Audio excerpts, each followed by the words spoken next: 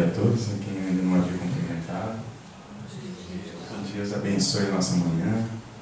Já de início eu agradeço mais uma vez o convite para estudar com todos o Evangelho de Jesus, à luz da doutrina espírita. Toda vez que eu venho nessa casa é uma alegria imensa, porque a gente é recebido com tanto carinho e isso nos felicita muito, porque é um momento de estudo, de reflexão, onde nós aprendemos juntos. Então é muito gratificante ter ambientes acolhedores para estudar o Evangelho. Eu gosto sempre de relembrar em cada lugar que eu passo que nós temos que valorizar esses ambientes, porque há poucas gerações atrás estudar o Espiritismo, estudar o Evangelho de Jesus era motivo de perseguição, eu não canso de falar isso. Então cada vez que a gente chega num ambiente como esse, que tem o amor como lema e acolhe cada um que adentra os portões das casas, desta casa em especial, é motivo de honrarias mesmo, de fazer valer a pena a construção de um ambiente como esse, né? Então cada um dentro das suas possibilidades deveria zelar por ambientes assim, que alimentam a alma daqueles que ainda padecem dos sofrimentos da vida, né? Então já muito obrigado pelo convite. O que nós separamos para conversar com todos hoje é o capítulo 17 do Evangelho segundo o Espiritismo, Sede Perfeitos. Mas, na verdade, nós vamos visitar outras partes da doutrina espírita, principalmente o Livro dos Espíritos, só que, no fundo, a essência desse capítulo está no Evangelho de Mateus, capítulos 5, 6 e 7. O capítulo 5, especialmente, do Evangelho de Mateus, é uma obra-prima do Cristo. É a narração do código de conduta da criatura humana na Terra. O capítulo 5 do Evangelho de Mateus deveria ser estudado nos centros espíritos nas minúcias, porque ali está o roteiro para a verdadeira felicidade, a conquista interior da paz. Nós normalmente associamos o capítulo 5 apenas ao início dele, onde o Cristo, em contato com os seus seguidores, a abertura do capítulo diz que muitos seguiam Jesus, e ele, vendo a multidão, sobe ao monte e começa a ensinar. É o Sermão da Montanha, como nós estamos acostumados a intitulá-lo, né? E Jesus abre o Sermão da Montanha com as bem-aventuranças, mas ele dá a entender que ele ficou um tempão falando, porque o capítulo 6 e 7, ele ainda continua narrando os ensinamentos para aqueles que o cercavam, né? E especialmente nesse capítulo Sede Perfeitos, Kardec recorta o final do capítulo 5 de Mateus, né, os últimos versículos, para explicar-nos o que o Cristo disse. Então, Jesus fala uma série de ensinamentos, uma série de procedimentos comportamentais, e ele encerra o capítulo dizendo: sede perfeitos, como perfeito é o vosso Pai Celestial. E a dinâmica do Evangelho segundo o Espiritismo é sempre baseado nessa métrica, né? O Kardec recorta trechos bíblicos literais do Cristo ensinando, de um episódio do Cristo em convívio com as pessoas, que naquele momento tem um ensino moral. O objetivo do Evangelho do Espiritismo é trazer-nos o ensino moral. E então o Kardec recorta na íntegra aquele trecho, logo em seguida ele explica com a interpretação da doutrina espírita aquele trecho, e fecha o capítulo, ou fecha o tópico, com as instruções dos Espíritos. É essa a dinâmica dos capítulos do Evangelho segundo o Espiritismo. Praticamente todos têm essas três partes: recorte literal do Evangelho, explicação de Kardec e instruções dos Espíritos. Em alguns especial, como o capítulo 20, por exemplo, não tem comentário do Kardec. É só recorte do Evangelho e instruções dos Espíritos, mas são poucas essas exceções. Via de regra, os capítulos do Evangelho têm essas três partes. Esse é um capítulo extenso, nós não vamos ver todos os itens, claro, vamos ver apenas os dois primeiros, que é características da perfeição e o homem de bem. Mas o que estava acontecendo no momento, e por que Kardec separa esse versículo, né, 46 e 48 de Mateus, mais especificamente o versículo 48 de Mateus, para dar título ao capítulo? Então, de toda essa passagem do capítulo 5 de Mateus, são 48 versículos. Kardec recorta o último versículo e intitula o capítulo do Evangelho segundo o o Evangelho segundo o Espiritismo, como sede perfeitos. Então é o Cristo dizendo esta frase: sede, pois, vós outros perfeitos, como perfeito é o vosso Pai Celestial. É uma afirmação do Cristo, é quase uma imposição, porque ele vem ensinando uma série de conceitos, e depois que ele termina essa explicação, ele nos afirma: execute esses procedimentos e seja perfeito, como perfeito é o Pai. E aí vem uma dúvida, né?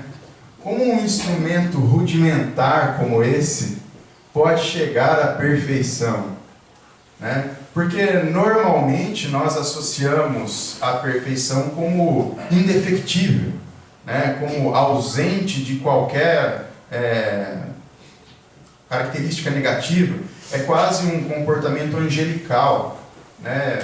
Vira uma mística essa posição de perfeição.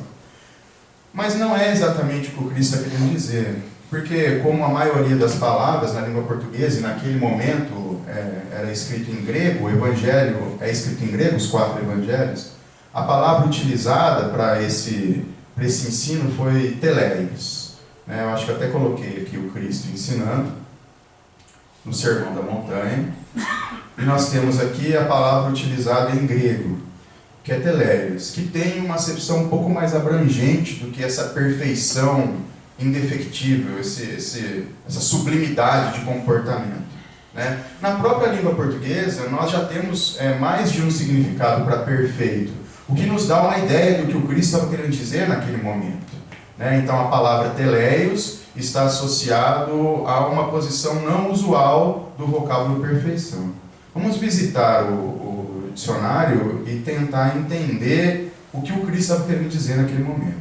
Tá? Na língua portuguesa, a gente está normalmente ligando perfeição a esse primeiro significado. Sem defeito, sem erros. Ótimo. Né? Indefectível. Que possui todos os atributos positivos. Não tem nada de negativo, absolutamente nada. Um instrumento perfeito não tem erros. Né? Mas só que perfeito também aqui tem outros 2 significados menos usuais, que é aquele que atingiu o mais alto grau de uma escala específica, não necessariamente todas as escalas possíveis, mas de uma escala específica, e o último que talvez, na nossa pequena interpretação, associamos que seja o mais próximo do que o Cristo está querendo dizer, que é completo, total e acabado. Então, esses 2 últimos significados facilitam a gente entender que, uma vez incorporando os ensinos que o Cristo tinha dito antes, desde o início do capítulo 5 de Mateus, seria possível chegarmos a um estado de completude, mas não de ausência total de defeitos, mas completar uma escala possível dentro do nosso atual estado de desenvolvimento. Porque vamos ser sinceros, nós que estudamos, mesmo que inicialmente a doutrina espírita, já temos a noção de que a Terra é um mundo de provas e expiações. Um dos primeiros da escala evolutiva, que nós ainda nem sabemos direito como termina. Porque assim como existem várias nuances, e Kardec deixa claro que essa divisão é apenas para fins didáticos, existem uma série de graus entre esses mundos de prova e expiação. E ainda entraremos no mundo de regeneração e nos mundos felizes. No fundo, nós não temos ideia de quais são as escalas que ainda estão por vir. Quais são os sentimentos que ainda nós deveremos desenvolver? Que tipo de comportamentos ainda iremos executar nos relacionamentos humanos para um dia entendermos de fato todos como irmãos? Porque ainda não conseguimos. Então ainda tem muita coisa para a gente descobrir. Basta ver como a ciência muda, de tempo em tempo, um conceito teórico que era tido como verdade passa a ser uma verdade imperfeita. Ou pelo menos percebe-se que aquele conceito não é o fim, que existe algo, outras variáveis que também influenciam naquele mesmo fenômeno. Então nós estamos avançando em conhecimento o tempo inteiro. Imagine conhecimento moral. Não é? Então, se voltarmos ao contexto, e para reforçar isso, é importante lembrar, pelo menos a título de curiosidade, que em grego a palavra teleios era utilizado em outras situações. Né? Nas escolas da Grécia, os estudantes eram divididos em 3 categorias, digamos assim. Né? Os que estavam começando, que eram intitulados de arcomenoi, não sei se é assim que pronuncia, né? Faz algumas encarnações que eu não falo grego, é um grego do interior de São Paulo.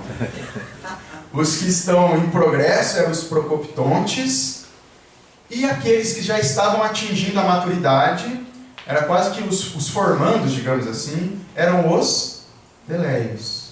Então, teleios era o final dentro de uma escala de aprendizado. Esse era o conceito grego, né? Que foi modificando ao longo do tempo, mas a essência da utilização da palavra teleios era esse. Né? Era o estágio final de um período de aprendizado. Então, o conceito era estar preparado para um propósito, um objetivo ou uma meta. Significado estar completo para o seu fim, plenamente desenvolvido, adulto e levado ao seu estado final. Para um fim específico, porque aqueles que estavam estudando determinadas matérias, determinada disciplina, aprendendo determinada profissão, não estavam habilitados para atuar em uma outra escala de conhecimento. Então, é segmentado dentro de um conjunto. Eu atinjo o estado de teleios dentro do conjunto que eu estava inserido. Né? Teleios é solidez conquistada, diferente da perfeição angelical, como nós estamos acostumados a ver, com todo respeito, mas na interpretação religiosa de outras doutrinas, aonde são seres à parte da criação. Teleios não, é uma construção de dentro para fora, porque no significado original, o aluno tinha que adquirir o conhecimento pela frequência nas aulas, pelas avaliações, pela prova final. Era um período de capacitação que permitia torná-lo ou intitulá-lo como teleios. Não é? Aí começa a fazer mais sentido o que o Cristo está querendo dizer. Né? Então, se nós voltarmos ao contexto, teleios é completar, conquistar e exercer em nossas vidas os atributos divinos que são inerentes à nossa atual condição, na escala que estamos. E os atributos divinos, porque tem alguma coisa dessa escala que nos associa a Deus. Porque é ser teleios como Deus. Então é óbvio que o bom senso nos diz que a criatura não pode chegar na condição do Criador. Não seremos deuses. Né? Mas existe algum atributo de Deus que é possível de desenvolver, ainda que sejamos criaturas. A questão é tentar identificar qual é esse atributo, que é o nosso dever estudar e evoluir. Que atributo de Deus nós temos? Que atributo de Deus é possível desenvolver, aumentar, expandir até um grau máximo dentro do mundo de provas e expiações? Essa mesma dúvida Kardec também tem. E ele esclarece isso no Livro dos Espíritos. Na parte primeira, se não me falha a memória, no segundo ou terceiro item, Kardec apresenta o tópico atributos da divindade. E lá ele faz exatamente essa pergunta. Na verdade, ele faz uma pergunta muito curiosa, pergunta número 10, antes dessa que eu vou mostrar. Ele pergunta se é possível entender a natureza íntima de Deus, porque é isso que nós tentamos fazer agora. Né? Existe algum atributo de Deus que nós também possuímos, ou que é possível que a gente desenvolva. Mas a gente ainda não entende direito a natureza íntima de Deus. E Kardec pergunta, é possível entender a natureza íntima de Deus, no estágio em que estamos? A resposta é que não, sabe por quê? Porque falta-nos um sentido. Então não é possível entender Deus na sua totalidade, na sua intimidade, porque falta-nos um sentido. Que sentido é esse? Ele não deixa claro. Provavelmente é algo vinculado ao amor.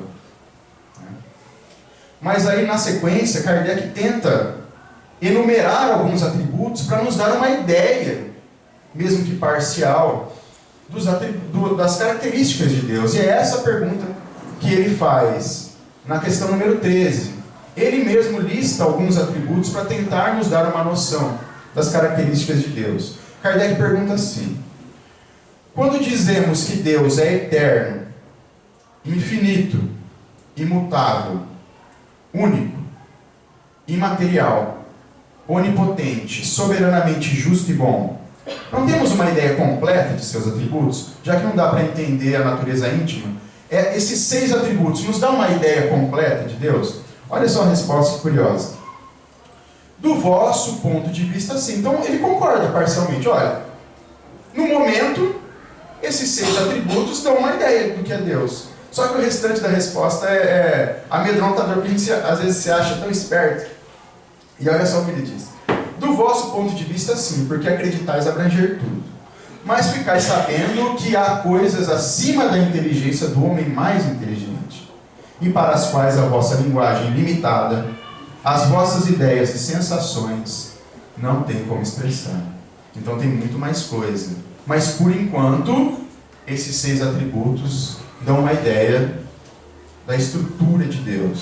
Então vamos visitar esses atributos, porque um desses é possível que a gente desenvolva, porque é o que o Cristo disse, né? Cumpra os ensinos que ele falou antes, no início do capítulo 5 de Mateus, e sejam perfeitos, como o Pai. Então qual desses atributos, cumprindo os ensinamentos do Cristo, nós vamos desenvolver para chegar mais próximo de Deus, mais parecido com Deus? O primeiro é infinito, é eterno. Desculpe.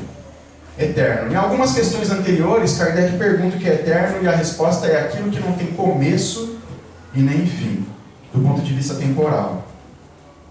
É estranho, né? Eu fiquei várias vezes tentando imaginar e não consegui algo que não tem começo.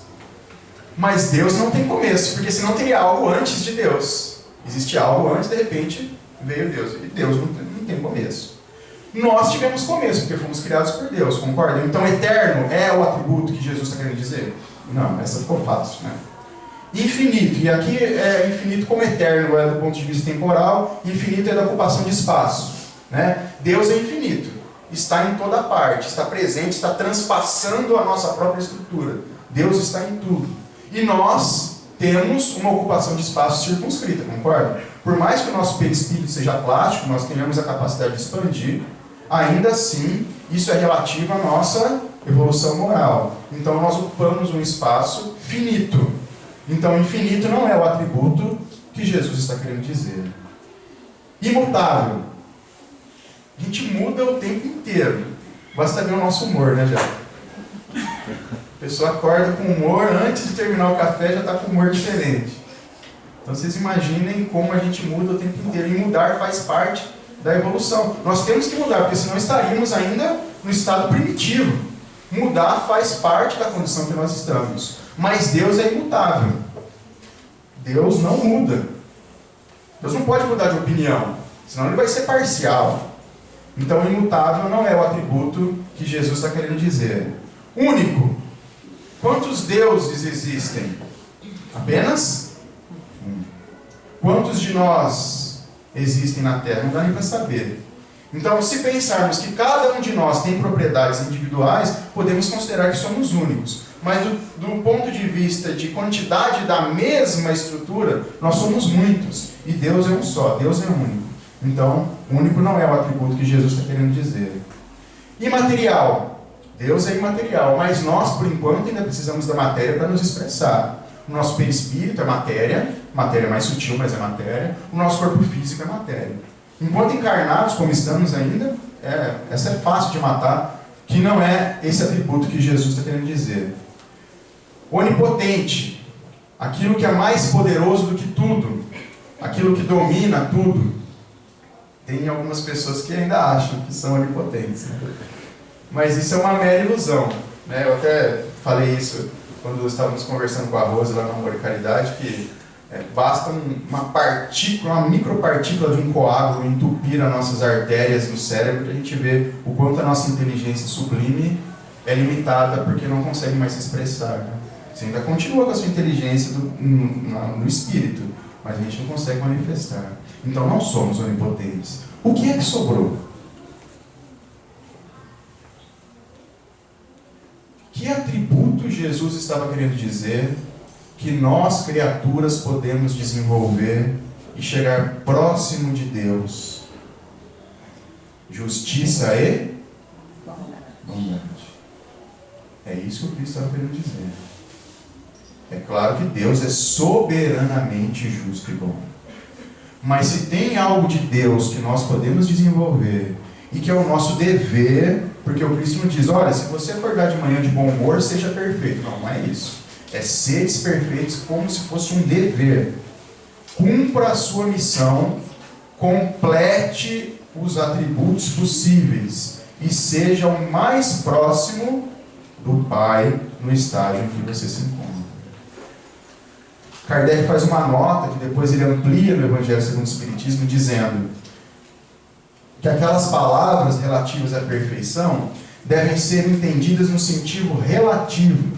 É uma perfeição temporária, dentro de uma escala do planeta que nós estamos inseridos, não é? E que a humanidade é suscetível de alcançar, e que mais aproxima o homem de Deus. Então, o que mais aproxima a gente de Deus é esse estado, essa busca por um comportamento integral de justiça e bondade para com todos que nos cercam. Essa é a nossa meta enquanto criatura humana.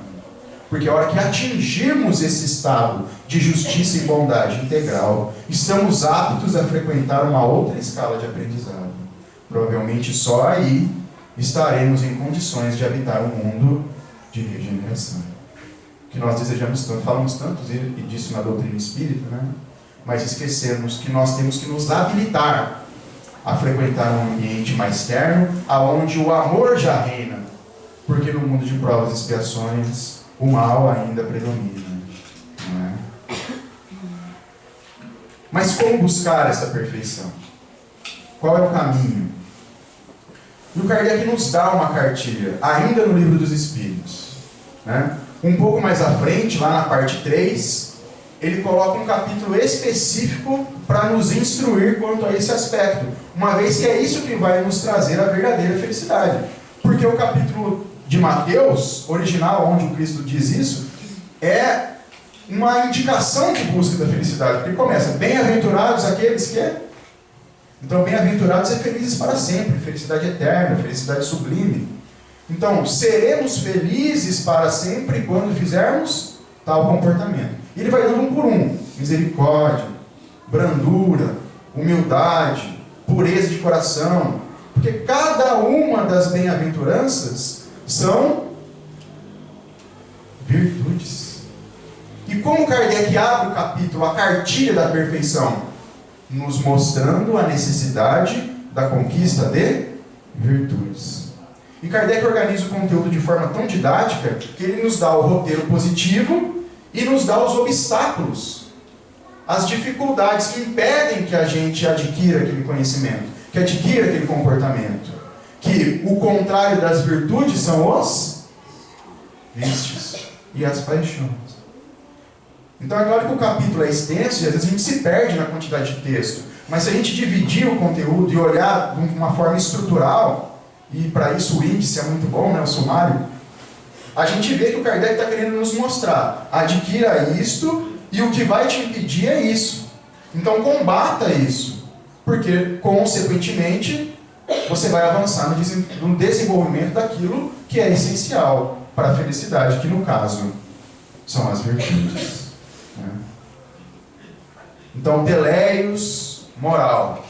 Perfeição, moral. Completude, moral. É a aquisição de virtude, cada uma delas. Não é? E aí vem uma questão interessante.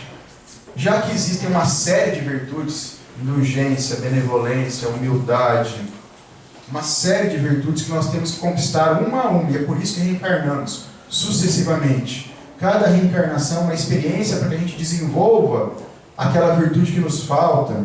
E é por isso que às vezes a gente se incomoda com as dificuldades da vida, porque como é uma conquista de dentro para fora, é um aprendizado, é uma capacitação, inevitavelmente nós temos que testar se já adquirimos aquela virtude que nos falta.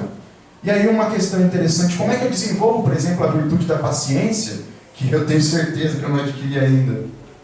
colocando-nos em contato com aqueles que não concordam conosco, que não nos atendem. Então, cuidado, né? A gente vê isso em várias conversas. Quando a gente pede paciência, Deus nos dará a forma de desenvolver. Porque senão seríamos privilegiados se no estalar de dedos aprendêssemos a esperar. Não é o caso. Mas as oportunidades para que a gente desenvolva a capacidade de esperar, de compreender, de entender o tempo, nos são fornecidas. E isso nos incomoda. Porque como ainda não temos a paciência, isso nos incomoda. Mas é o processo natural de aquisição de conhecimento. Basta ver em qualquer área. No esporte, na ciência. Os exercícios de fundamento não são tão divertidos. No esporte mesmo a gente quer fazer o quê? A gente quer ir direto para o jogo. Ninguém quer ficar fazendo os fundamentos, que vão permitir que você execute com mais naturalidade a habilidade esportiva no momento de tomada de decisão do jogo. O fundamento ninguém quer fazer. Então aqui nós estamos nos capacitando. Porque quando nos tornarmos teleios, que formos para o jogo de verdade, seremos instrumento de Deus na construção da sua obra. Seremos ferramenta de Deus. Não é? Ainda não temos condição disso. Ainda não temos. E na questão 893, Kardec pergunta. E aqui essa questão é muito pertinente, porque nos faz refletir em que momento nós estamos próximo de chegar ao teleios. Porque se cada uma dessas virtudes forma um conjunto que completam o estado perfeito da criatura humana aqui na Terra, será que existe uma que quando a gente atinge, a gente está próximo do final? Consequentemente, essa deve ser a mais difícil, deve ser a mais meritória. Então a gente consegue fazer uma analogia. Se estamos próximos, estamos perto de virar a escala da perfeição. E Kardec faz essa pergunta. Qual a mais meritória das virtudes? Existe uma que é mais meritória? Que seria aquela derradeira da conquista? A resposta é muito curiosa. E tem uma parte que inclusive nos conforta. Todas as virtudes têm seu mérito. Porque todas são sinais de progresso no caminho do bem. Então toda vez que tem virtude é progresso no caminho do bem. E esse parágrafo é confortador. A virtude, sempre que há resistência voluntária ao arrastamento dos maus pendores.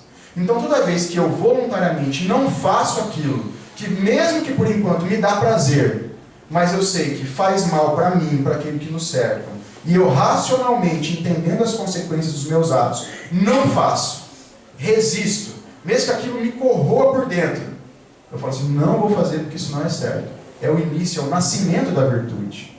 Porque vai chegar um ponto que a gente não vai sentir mais aquele desejo. Ele vai sendo sufocado dia a dia. Mas a gente acha que a virtude vai brotar do nada. Só que eu vou construindo a virtude, freando cada um dos desejos nocivos que eu ainda carrego.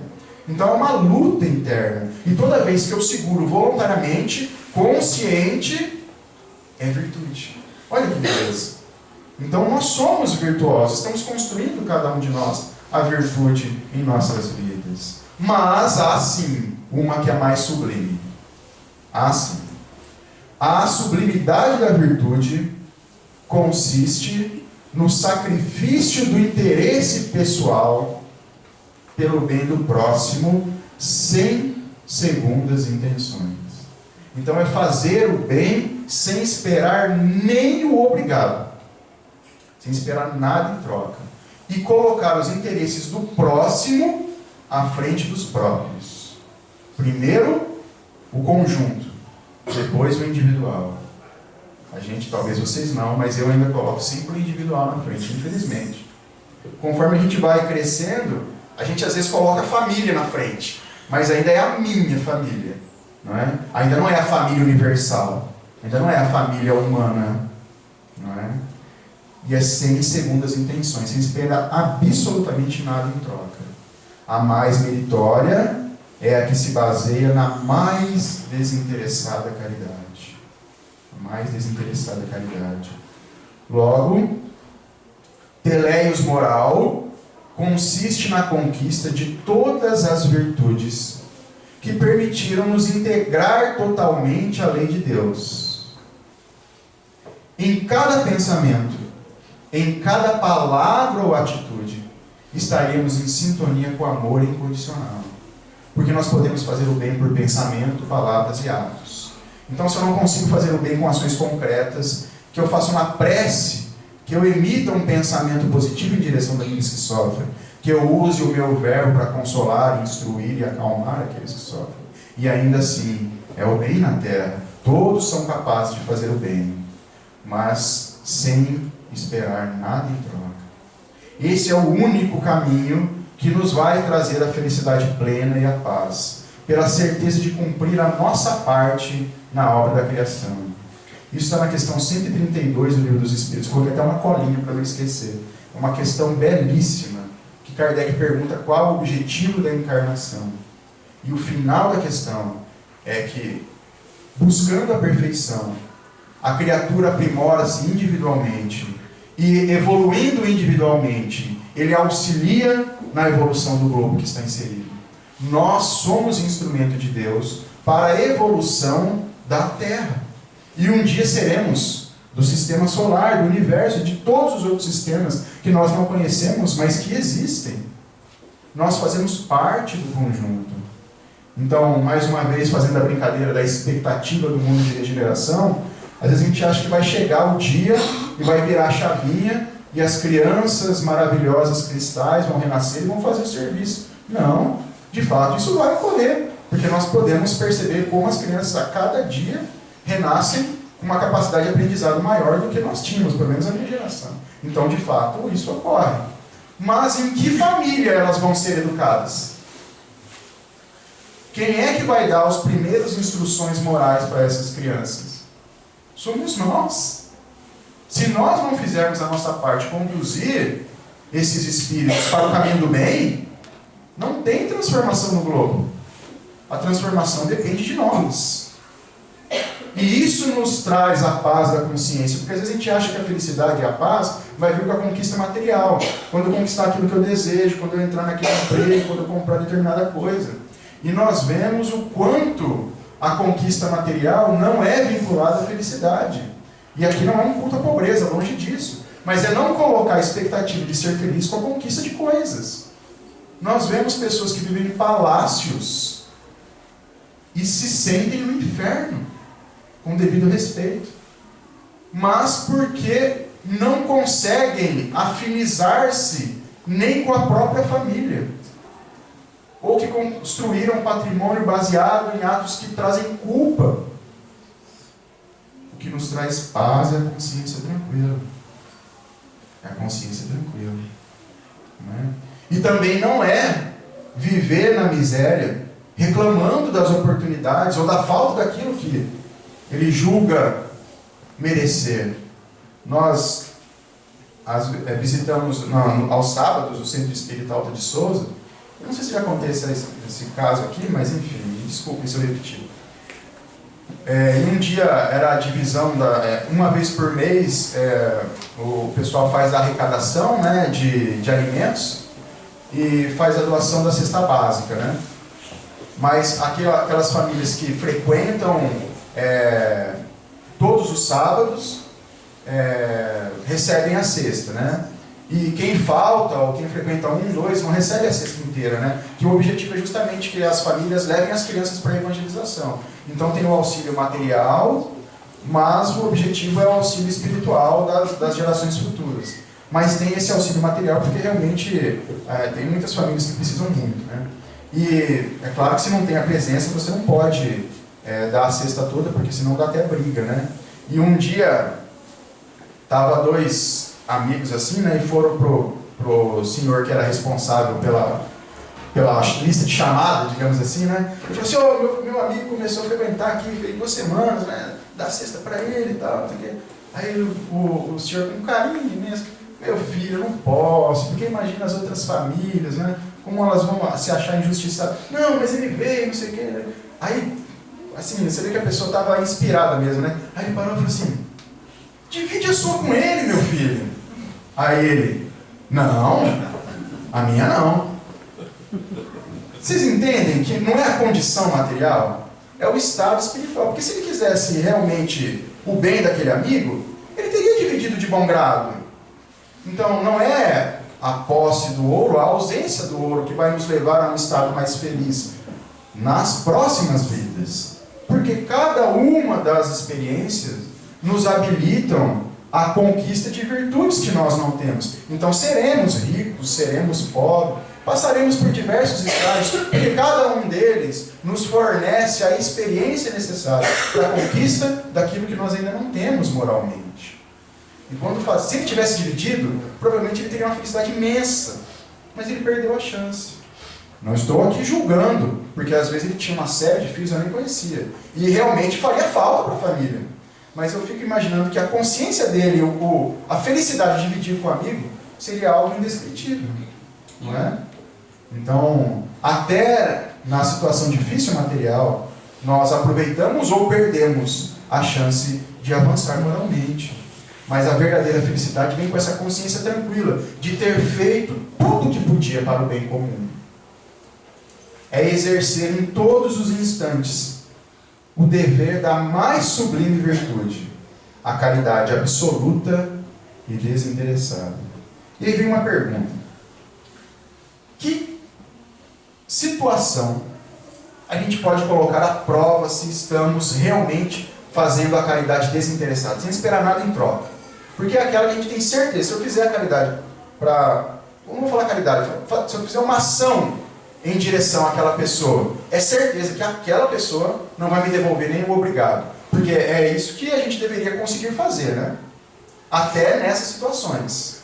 Fazer o bem, ou fazer um auxílio, ou ser útil até aqueles que não vão nos devolver absolutamente nada. Quando a gente conseguir fazer isso, né, o bem totalmente desinteressado, estaremos próximos do teleios que o Cristo propõe. Que tipo de pessoa é essa? Que se a gente fizer o bem, é certeza que não vai nos devolver o bem. E talvez nos devolva até o mal. É a essas que a gente tem que conseguir um dia fazer o bem. Que tipo de pessoas são essas? Os nossos inimigos. Aí lá a gente estava fazendo esse estudo lá no Amor e Caridade, aí você falou assim, Rodrigo, mas que pesado falar inimigos, né? Acho que hoje em dia a gente tem desafetos. Eu falei, é sim, desafetos. Basta ser contrariado que você vê o tamanho do desafeto. Independente da palavra que você use para intitular, são essas pessoas contrárias a nós. Que é impressionante como a gente cria um poder de enfrentamento instantâneo. Basta que a pessoa não faça o que a gente quer. Ou pior, faça melhor o que a gente acha que a gente faz bem. A gente pega uma repulsa instantânea da pessoa dentro do centro espírita. Quantas pessoas conversávamos eu e a Jaque isso? Quantas pessoas, e nós, inclusive, quantas vezes não ameaçamos nos afastar dos trabalhos que nos transformam, dos trabalhos do próprio centro, porque não conseguimos conviver com os próprios trabalhadores. Quantas vezes? Será que não são os nossos inimigos reencarnados que Deus coloca junto para que a gente aprenda a trabalhar em harmonia? A gente não consegue conviver com a pessoa que tem uma ideia diferente. Ou ao contrário, a gente não consegue dialogar para que chegue num objetivo comum. Porque acho que o bonito seria a gente conseguir viver bem nas diferenças.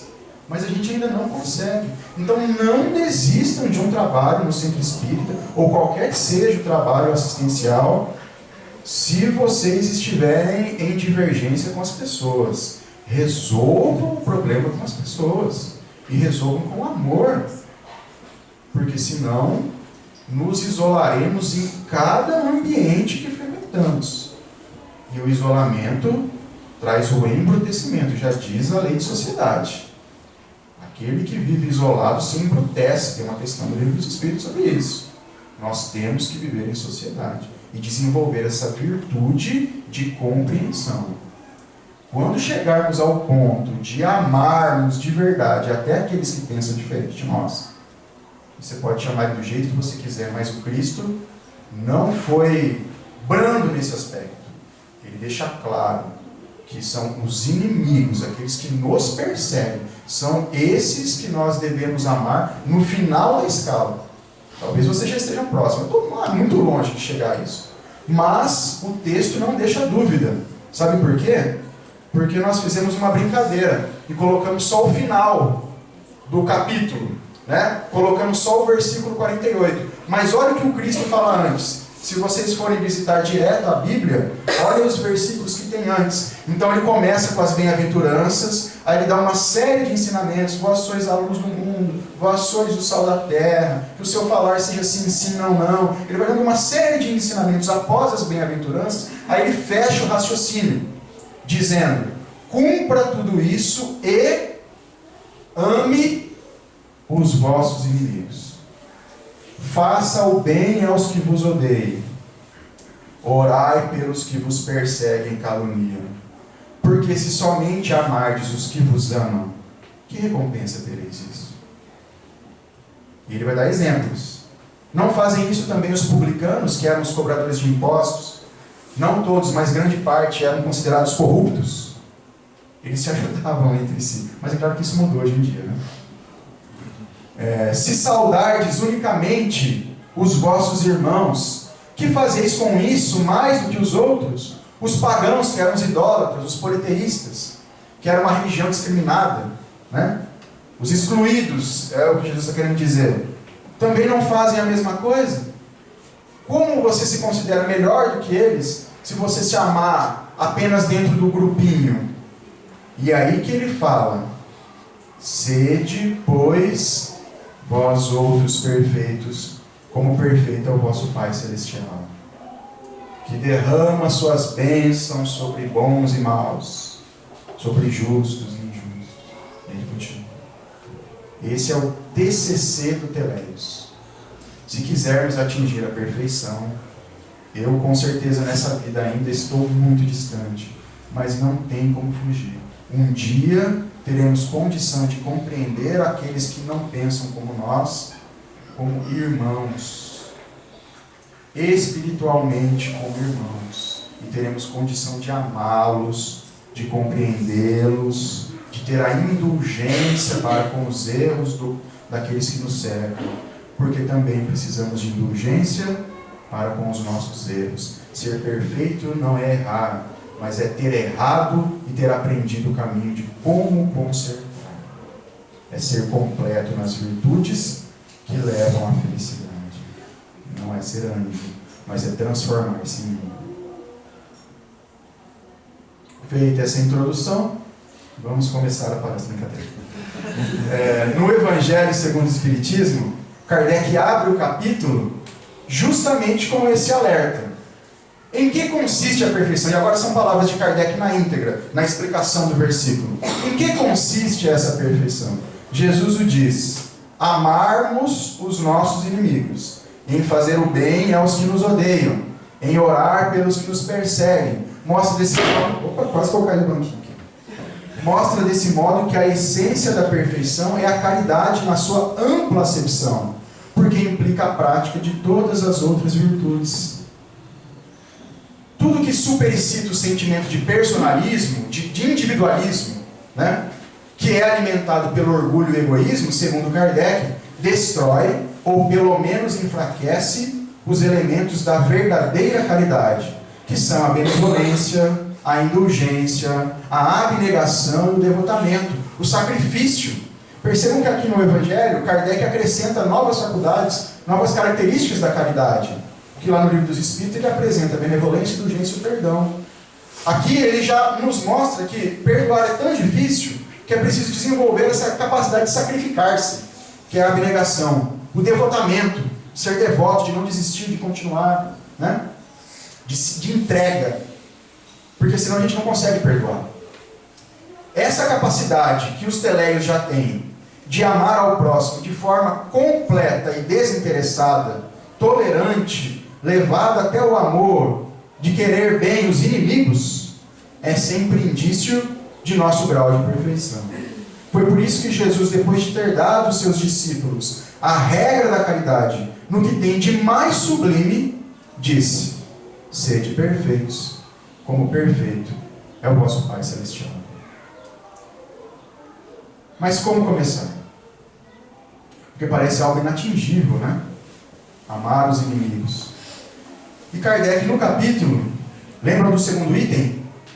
Se eu ainda não consigo ser teleios nessa situação sublime, né, abrangente, que eu comece, pelo menos, na minha vida, ser uma pessoa de bem. É o próximo item, o homem de bem. Então eu posso, na minha vida, incorporar comportamentos de bem. E, uma vez adicionando isso em cada relacionamento, eu vou me transformando, às vezes até sem perceber. A gente se preocupa sempre com o todo, mas às vezes é melhor me preocupar com a parte, né? Então hoje eu vou para o meu serviço. Das 8 ao meio-dia, eu vou tentar ser um homem de bem. Com as pessoas que trabalham comigo, com as pessoas que eu atendo, se eu atendo o público, com os meus compromissos do trabalho, eu vou executar e vou terminar aquilo que eu preciso, porque às vezes o outro depende do meu trabalho. Então eu vou deixando e eu acumulo o serviço por outro depois. Então eu vou cumprir as minhas obrigações, das 8 ao meio-dia. E fazendo isso em cada um dos períodos, sem que a gente perceba, nós estamos nos tornando teleios.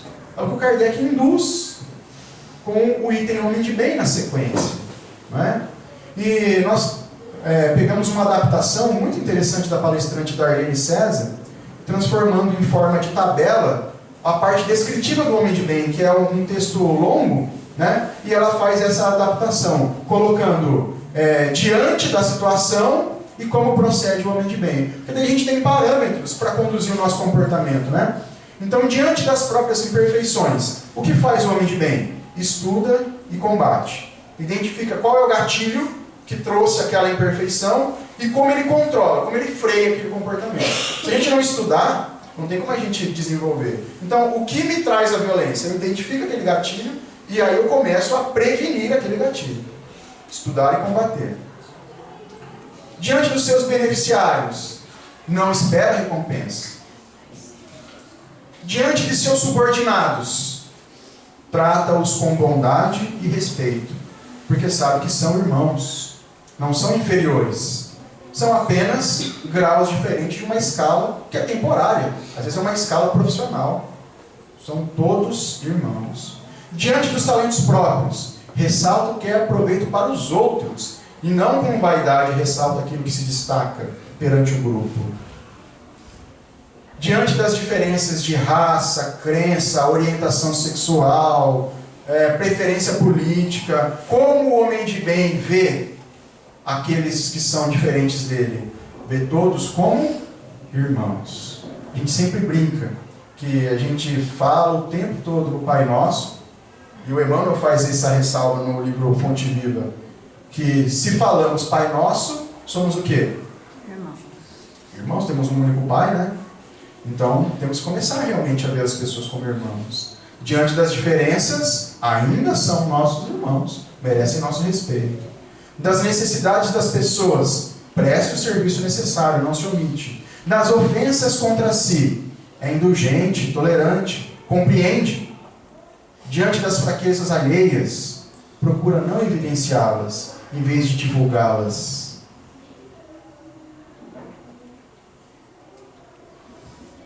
Diante da vida, das dores e das decepções, ele luta, porque todos nós temos o dever de tentar progredir, materialmente, no quanto à conservação, quanto à saúde física. Eu tenho que procurar o médico, eu tenho que ir até o final do tratamento.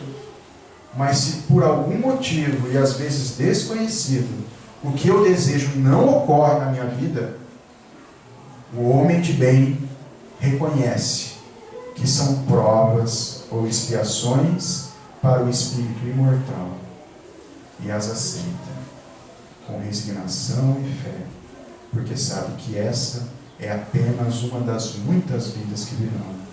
E se ele permanecer firme na fé, firme no bem, Deus não o desamparará. Por isso, quando nós relembramos o Cristo, falando isso há 2000 anos atrás, para aqueles que o seguiam, parece algo poético. Eu acho que até coloquei um vídeo, vamos ver Se vai rodar aqui, para a gente tentar mergulhar no ambiente do Cristo dizendo: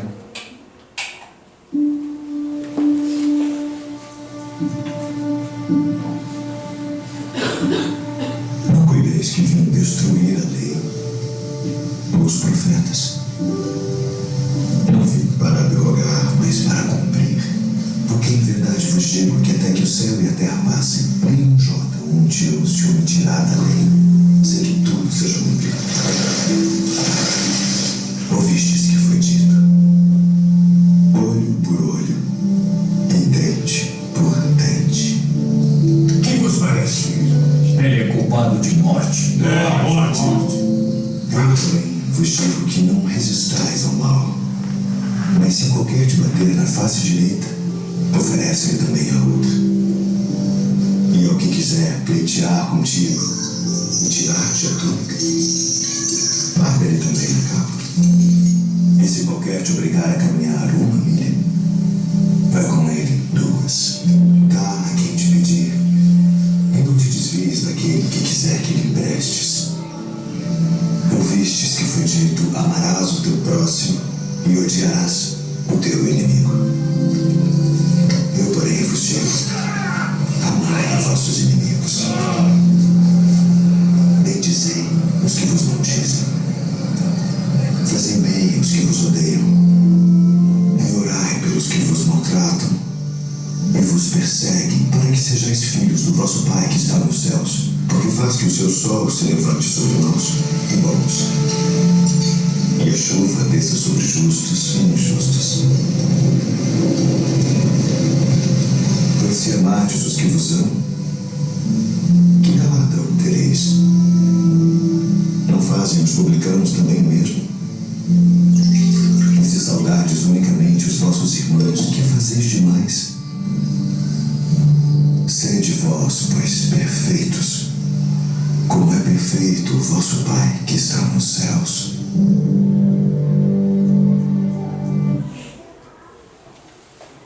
Então nós ainda estamos nessa condição aqui, ó, de espectadores do Cristo, apreciando a poética da mensagem que nos leva a Deus.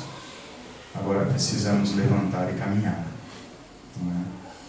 Se quisermos verdadeiramente seguir o Cristo nessa estrada que nos leva a Deus, temos que começar devagarzinho, um passo de cada vez, mas temos que ter em meta que o final do Teleios é amar a todos, independente se eles nos amam. Então, quando a gente estiver naquela situação difícil, quando a gente não estiver conseguindo ter um relacionamento harmonioso com aquelas pessoas que às vezes fazem parte do nosso próprio lar, façamos prece a elas, como diz o Cristo. Fazer prece. Se a gente ainda não consegue perdoar, diz a mentora do trabalho mediúnico que eu participava: você não consegue perdoar, filho? Pelo menos cesse o ataque. Não devolva a violência. E tente aos poucos orar para que você consiga um dia. Ore por aquela pessoa, porque a oração tem um poder que nós não temos ideia. E no futuro, nessa jornada imortal, nós conseguiremos amar. Então, nessa vida, amanhã, se dermos sorte de continuarmos encarnados, o sol vai nascer de novo. E nós teremos uma outra oportunidade para seguir o caminho do Cristo. Será que estamos realmente no caminho do Cristo em busca da perfeição?